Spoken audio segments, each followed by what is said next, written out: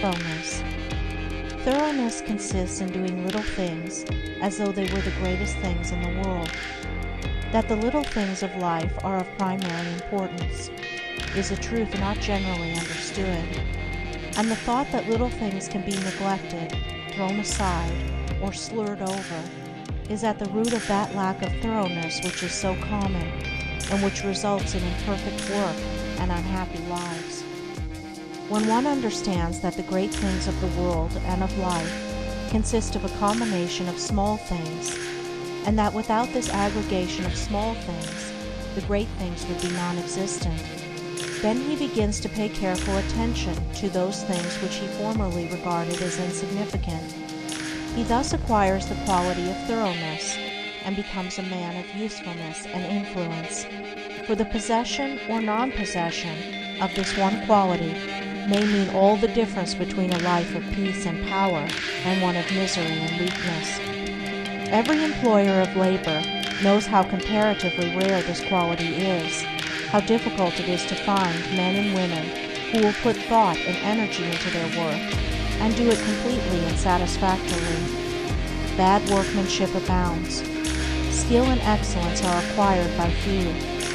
Thoughtlessness, carelessness, and laziness are such common vices that it should cease to appear strange that in spite of social reform, the ranks of the unemployed should continue to swell. For those who scamp their work today will another day, in the hour of deep necessity, look and ask for work in vain. The law of survival of the fittest is not based on cruelty, it is based on justice. It is one aspect of that divine equity which everywhere prevails. Vice is beaten with many stripes. If it were not so, how could virtue be developed? The thoughtless and lazy cannot take precedence of, or stand equally with, the thoughtful and industrious. A friend of mine tells me that his father gave all his children the following piece of advice. Whatever your future work may be, put your whole mind upon it and do it thoroughly. You need then have no fear as to your welfare, for there are so many who are careless and negligent that the service of the thorough man are always in demand.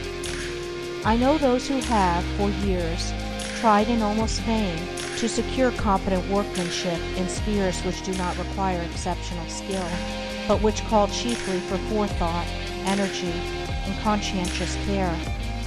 They have discharged one after another for negligence, laziness, incompetence, and persistent breaches of duty, not to mention other vices which have no bearing on this subject. Yet the vast army of the unemployed continues to cry out against the laws, against society, and against heaven. The cause of this common lack of thoroughness is not far to seek. It lies in that thirst for pleasure, which not only creates a distaste for steady labor, but renders one incapable of doing the best work, and of properly fulfilling one's duty. A short time ago, a case came under